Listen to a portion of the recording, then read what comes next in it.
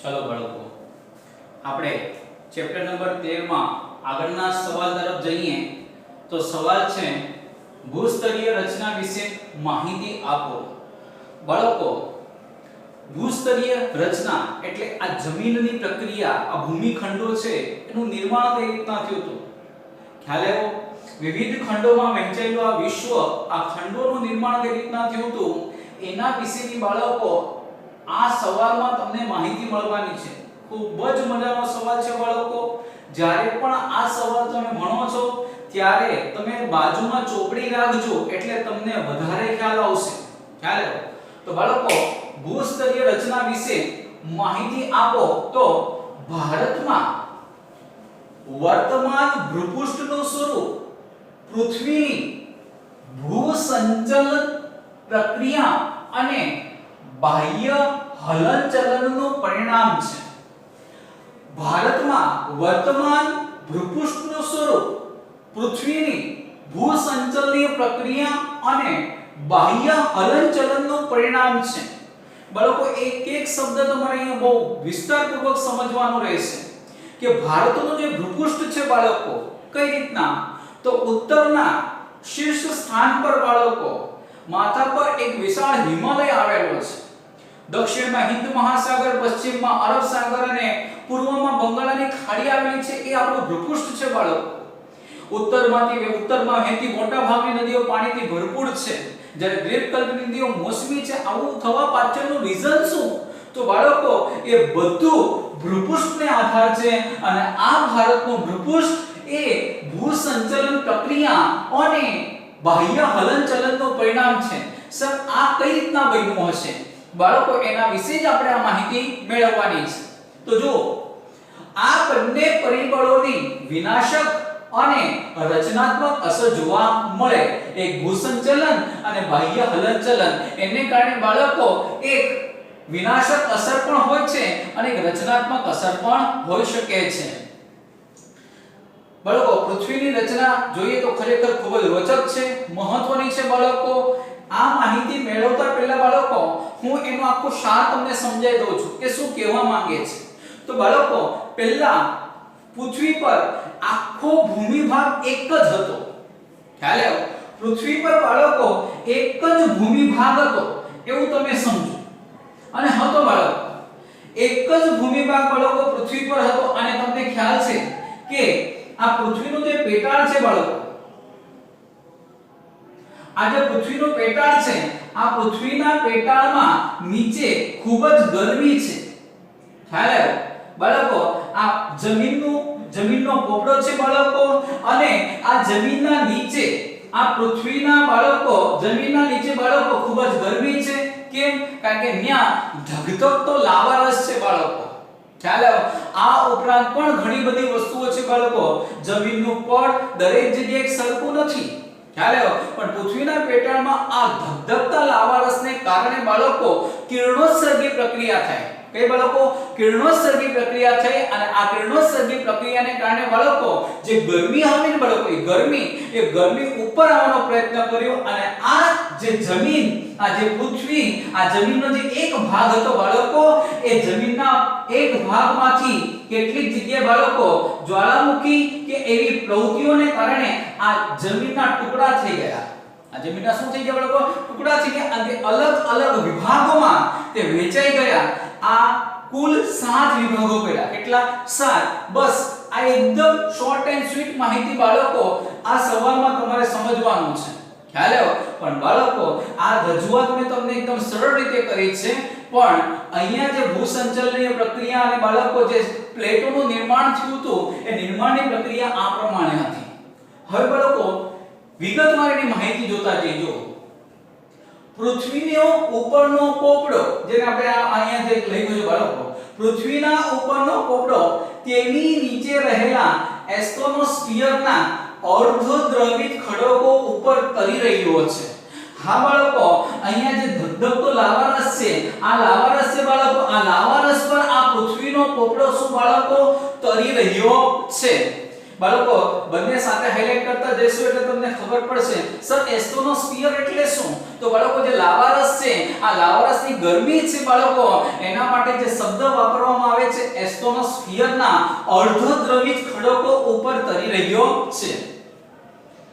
પૃથ્વીના પેટાળમાં થતી કિરણોત્સર્ગી પ્રક્રિયાને પરિણામે ગરમી ઉદ્ભવે છે. આ બાળકો પૃથ્વીના પેટાળમાં જે કિરણોત્સર્ગી પ્રક્રિયા છે એના પરિણામે ગરમીનું શું થાય છે? ઉદ્ભવ થાય છે. જે દ્રવિત ખડકોમાં સંવહનિક તરંગો ઉત્પન્ન કરીને ભૂસપાટી તરફ જવાનો પ્રયત્ન કરે છે. બાળકો પૃથ્વીના પેટાળમાં ધગધગતો લાવારસ છે અને આ લાવારસમાં ભયંકર ગરમી ઉદ્ભવે છે. કિરણોત્સર્ગી પ્રક્રિયાના પરિણામે એમાં ગરમી ઉદ્ભવે છે. જે ગરમી ઉદ્ભવવાને કારણે બાળકો સ્થિતિ શું થાય છે? તો જે દ્રવિત ખડકોમાં સંવહનિક તરંગો ઉત્પન્ન કરીને એમાંથી તરંગો ઉદ્ભવે છે અને આ તરંગો બાળકો ક્યાં ગતિમાન કરે છે? ઉપરની તરફ. ક્યાં ગતિમાન કરે છે? ઉપરની તરફ બાળકો ગતિમાન કરે છે. કે તરંગો ઉત્પન્ન કરીને ભૂસપાટી એટલે જમીન ઉપર બાળકો ભૂસપાટી એટલે જમીન ઉપર ભૂસપાટી તરફ જવાનો પ્રયત્ન કરે છે અને ભૂકવચ આ જે જમીનનું કવચ છે બાળકો આ ભૂકવચ તરફ ઉદ્ભવતા તરંગો દ્વારા ઉપરનું પડ ફાટીને મોટા મોટા ટુકડામાં વિભાજિત થઈ જાય છે. આ તરંગો બાળકો પૃથ્વી ઉપર ગતિ કરે છે, જમીન ઉપર ગતિ કરે છે અને પછી શું થાય? તો બાળકો આ આખી જે બાળકો જમીન સળંગ હતી એ બાળકો ઉપર આવવાને કારણે આ તરંગો ઉદ્ભવવાને કારણે ભૂકવચ તરફ ઉદ્ભવતા તરંગો દ્વારા ઉપરનું પડ શું થાય છે? ફાટી જાય છે અને ફાટીને મોટા ટુકડાઓમાં શું થઈ જાય છે? વિભાજિત થઈ જાય છે. બાળકો જેને મૃદાવર્ણીય પ્લેટો કહે છે. ટૂંકમાં બાળકો પૃથ્વી પર જે જમીનનો ભાગ હતો એ એક સમય દરમિયાન બાળકો પૂરેપૂરો હતો પણ આ પ્રક્રિયાને કારણે બાળકો આ મૃદાવર્ણીય પ્લેટો કુલ 7 ભાગોમાં વહેંચાઈ ગઈ છે. બાળકો એ પ્રક્રિયાનું નિર્માણ આ રીતે થયું હતું. અને બાળકો જેને મૃદાવર્ણીય પ્લેટો કહે છે આવી 7 મુખ્ય ભૂસંચલનીય તકતીઓ છે. તકતીઓ એટલે બાળકો પ્લેટો. ખ્યાલ આવ્યો? આવી કુલ 7 તકતીઓ છે, આવી કુલ 7 પ્લેટો છે.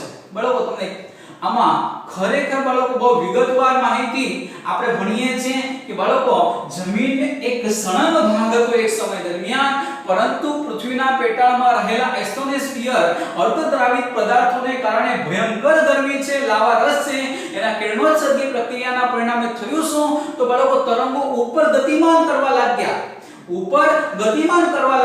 એ જમીન ઉપર બાળકો ભૂકવચ તરફ જમીન તરફ બાળકો એ ગતિમાન કરવા લાગ્યા અને જમીન તરફ ભૂસપાટી તરફ જવાનો પ્રયત્ન કર્યો અને આ ભૂકવચની બાળકો ઉપર આવ્યા જેનાથી બાળકો એક મોટી ફાટ પડી. અહીંયા શબ્દ છે બાળકો જો ઉપર ફાટીને મોટા ટુકડામાં વિભાજિત થઈ ગયા. આવા બાળકો 7 ટુકડાઓમાં કે વિભાજિત થઈ ગયા. જેને બાળકો આ સ્થિતિને આપણે કહીએ છીએ મૃદાવર્ણીય પ્લેટો અને આવા કેટલા ભાગ પડ્યા? 7. હવે બાળકો આ 7 ભાગો કયા? એક છે પેસિફિક પ્લેટ, બીજી છે ઉત્તર અમેરિકન પ્લેટ, ત્રીજી છે દક્ષિણ અમેરિકન પ્લેટ, ચોથી છે યુરેશિયન પ્લેટ, પાંચમી છે આફ્રિકન પ્લેટ, છઠ્ઠી છે ઇન્ડો ઓસ્ટ્રેલિયન પ્લેટ અને સાતમી છે એન્ટાર્કટિકા પ્લેટ. બાળકો પરીક્ષાના દૃષ્ટિકોણથી આ સવાલ તમારા માટે ખૂબ મહત્વનો હોય છે જે તમને 2 માર્ક્સમાં પૂછાય છે. ખ્યાલ આવ્યો? 2 માર્ક્સમાં બાળકો આ સવાલ તમને પૂછાય છે પૃથ્વી પર મુખ્ય આવેલી તકતીઓ કે પ્લેટો કઈ કઈ છે? પૃથ્વી પર આવેલી મુખ્ય તકતીઓ પ્લેટો કઈ કઈ છે? તો બાળકો મુખ્ય 7 પ્લેટો છે જેમાં પેસિફિક પ્લેટ, ઉત્તર અમેરિકન પ્લેટ, દક્ષિણ American plate, Eurasian plate, African plate, Indo Australian plate અને એન્ટાર્કટિકા પ્લેટ. આવી મુખ્ય 7 પ્લેટો આવેલી છે બાળકો અને આ 7 ભાગોમાં આખું વિશ્વ પણ વહેંચાયેલું છે. બાળકો અપસારી પ્લેટ અને અભિસારી પ્લેટ. બાળકો અપસારી પ્લેટ કોને કહેવાય અને અભિસારી પ્લેટ કોને કહેવાય?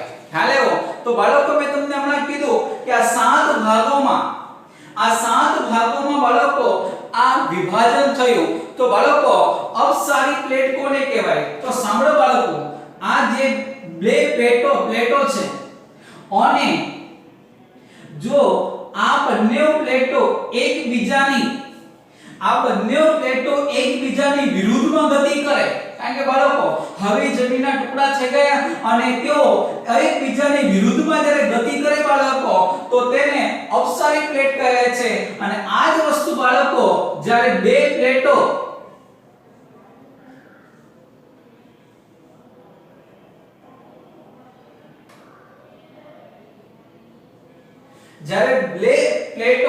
એકબીજાની નજીક આવતી જાય છે, ખ્યાલ આવ્યો? એકબીજાની નજીક આવતી જાય છે તો બાળકો એને અભિસારી પ્લેટ કહે છે. આ એક માર્ક્સના સવાલ છે, ખ્યાલ આવ્યો? પૃથ્વી પર આવેલી પ્લેટો જ્યારે બંને પ્લેટો એકબીજાની વિરુદ્ધ ગતિમાન કરતી હોય તો તેને અપસારી પ્લેટ કહે છે. અને જ્યારે પૃથ્વી પર આવેલી પ્લેટો એકબીજાની નજીક આવતી જતી હોય તો એને અભિસારી પ્લેટ કહે છે. તો બાળકો આ અપસારી પ્લેટ છે અને આ અભિસારી પ્લેટ છે. હવે આમાં પણ સાંભળો બાળકો, જ્યારે બંને પ્લેટો એકબીજાથી દૂર જતી હોય ને તો અહીંયા દરિયો, મહાસાગર, બાળકો અથવા કોઈ ખીણ પ્રદેશ જેવું બાળકો નિર્માણ થાય છે. પણ જ્યારે અભિસારી પ્લેટ બંને એકબીજાથી નજીક આવતી જાય ને ત્યારે બાળકો પર્વતનું નિર્માણ થાય છે. શેનું નિર્માણ થાય છે? પર્વતનું નિર્માણ થાય છે. આ પ્લેટોની ગતિવિધિઓ થકી બાળકો, ગતિવિધિ એટલે શું? કેટલીક પ્લેટો એકબીજાથી દૂર ગઈ, કેટલીક પ્લેટો એકબીજાથી નજીક આવી. આ પ્લેટોની ગતિવિધિઓ થકી એટલે કે દ્વારા લાખો વર્ષ દરમિયાન ભૂમિખંડોનો આકારો અને સ્થાનફેર પણ થયા છે. હા બાળકો, લાખો વર્ષ બાળકો, એના માટે ખૂબ વધારે સમય લાગે છે. અને આ ખૂબ વધારે સમયમાં બાળકો, લાખો વર્ષ દરમિયાન બાળકો, આ જે જમીનની પ્લેટો છે બાળકો, એના કારણે ભૂમિખંડોનો આકાર અને સ્થાનફેરમાં પણ બાળકો તફાવત થયો છે, એમાં ફેરફાર જોવા મળે છે. એકબીજાથી વિપરીત દિશામાં ખસી જવાની આ પરસ્પર પ્રતિક્રિયા જ પૃથ્વીની બધી ભૂકંપીય અને જ્વાળામુખી ક્રિયાઓ માટે જવાબદાર છે. બાળકો જો કેટલો મસ્ત મુદ્દો કીધો છે કે એકબીજાથી વિપરીત દિશામાં, આ જો બાળકો, એકબીજાથી વિપરીત દિશામાં ખસી જવાની આ પરસ્પર પ્રતિક્રિયા જ પૃથ્વીની બધી જ ભૂકંપીય અને જ્વાળામુખી ક્રિયાઓ માટે જવાબદાર છે. બાળકો આ જે ભૂસંચલનીય પ્લેટો બાળકો એકબીજાથી જે દૂર ગઈ અને દૂર જતી ગઈ એના કારણે જ બાળકો ભૂકંપ અને જ્વાળામુખીના પ્રસ્ફોટન જેવી બાળકો જે સમસ્યાઓ છે એનો ઉદ્ભવનું મૂળ કારણ આ છે કે એક પ્લેટો છે તે એકબીજાથી તદ્દન શું થતી ગઈ બાળકો? દૂર થતી ગઈ. જ્વાળામુખીની ક્રિયા માટે જવાબદાર છે. સરકતી કે ખસતી આ પ્લેટો જ્યાં એકબીજા સાથે ટકરાય, હવે બાળકો જો તમે આ પ્લેટ આ રીતના ગતિ કરે છે, આ પ્લેટ આ રીતના ગતિ કરે છે. જેમ જેમ બાળકો આ પ્લેટ નજીક આવતી જાય બાળકો, સરકતી કે ખસતી પ્લેટો જ્યાં એકબીજા સાથે ટકરાય તો બાળકો આ પ્લેટ આમ ખસતી જશે અને આ પ્લેટ આ બાજુ ખસતી જશે. તો એક સમય એવો આવશે કે આ બંને શું થશે? ટકરાઈ જશે. અને બાળકો ટકરાઈ રહી છે જે પર્વત નિર્માણનું કારણ બને છે. અને બાળકો આ પ્લેટ જ્યારે અથડાય તો અથડાવાને કારણે બાળકો અમુક ભૂમિભાગ ઉપર ઉપસી આવે છે, અમુક ભૂમિભાગ ઉપર ઉપસી આવે છે. અને એટલા માટે બાળકો શેનું નિર્માણ થાય છે? પર્વતનું નિર્માણ બને છે. એટલે બાળકો પર્વતનું નિર્માણ આ રીતે થયું છે એવું માનવામાં આવે છે. બાળકો એના માટે 5, 10, 15, 20 કે 50 વર્ષનો સમય નહીં, એના માટે બાળકો લાખો વર્ષો આના માટે વીતી જાય છે. પ્લેટો જ્યાં એકબીજાથી દૂર ખસે છે, આ પ્લેટો એકબીજાથી દૂર ખસે છે બાળકો, ખસે ત્યાં ભૂમિખંડો અને મહાસાગરોમાં ફાટોનું નિર્માણ કરે છે. એવી જગ્યાએ બાળકો ભૂમિખંડ હોય અથવા મહાસાગરોનું શું થાય છે? નિર્માણ થાય છે. આ પ્લેટો પર આવેલા ભૂમિખંડો નિરંતર ખસતા રહે છે. આ પ્રકારની પ્લેટોને શું કહેવાય છે? રૂપાંતરીય પ્લેટો. બાળકો પરીક્ષાની દ્રષ્ટિએ અગત્યનો સવાલ છે કે આ પ્લેટો પર આવેલા ભૂમિખંડો નિરંતર બાળકો દિન પ્રતિદિન ખસતા રહે છે આ પ્રકારની પ્લેટોને શું કહેવાય છે બાળકો રૂપાંતરીય પ્લેટો કહે છે તમને એક માર્ક્સનો એવો સવાલ પૂછાય કે રૂપાંતરીય પ્લેટો એટલે શું તો આ પ્લેટો પર આવેલા ભૂમિખંડોનું નિરંતર ખસતા રહે છે ભૂમિખંડોનો ભાગ નિરંતર ખસતા રહે છે આને શું કહેવાય છે રૂપાંતરીય પ્લેટો તો બાળકો આ રીતે બાળકો ભૂસ્તરીય રચના નો બાળકો એક સમય દરમિયાન બાળકો પૃથ્વી પર જમીનનો જે ભાગ હતો એ એક જ હતો પણ લાખો વર્ષોની બાળકો આ પૃથ્વીના પેટાળમાં જે પ્રક્રિયા થઈ આ પ્રક્રિયાના કિરણોત્સર્ગી પ્રક્રિયાને કારણે બાળકો તરંગો ઉપરની તરફ ગતિમાન થયા તરંગો ઉપરની તરફ ગતિમાન થતા જમીનનો એક બાળકો જમીનનો ભાગો પડી ગયા અને આવા જમીનના કુલ 7 ભાગો પડ્યા અને બાળકો આ 7 ભાગ એકબીજાથી નિરંતર શું થતા ગયા બાળકો ખસતા ગયા એના માટે બાળકો લાખો વર્ષો વીતી ગયા અને પછી બાળકો વિવિધ ખંડોનું પણ શું થયું બાળકો નિર્માણ થયું છે ખ્યાલ આવ્યો તો બાળકો આ ભૂસ્તરીય રચના વિશે માહિતી છે આનામાં તમારા માટે બાળકો આ એક સવાલ છે જે ખૂબ અગત્યનો છે અને સાથે સાથે અપસારી પ્લેટ કોને કહેવાય અને અભિસારી પ્લેટ કોને કહેવાય બરાબર આ પણ એક માર્ક્સનો સવાલ છે અને બાળકો છેલ્લે રૂપાંતરીય પ્લેટ એટલે શું ખ્યાલ આવ્યો રહી વાત બાળકો હોમવર્ક નહીં તો એક વખત તમારે બાળકો આ હોમવર્કમાં લખવાનું રહેશે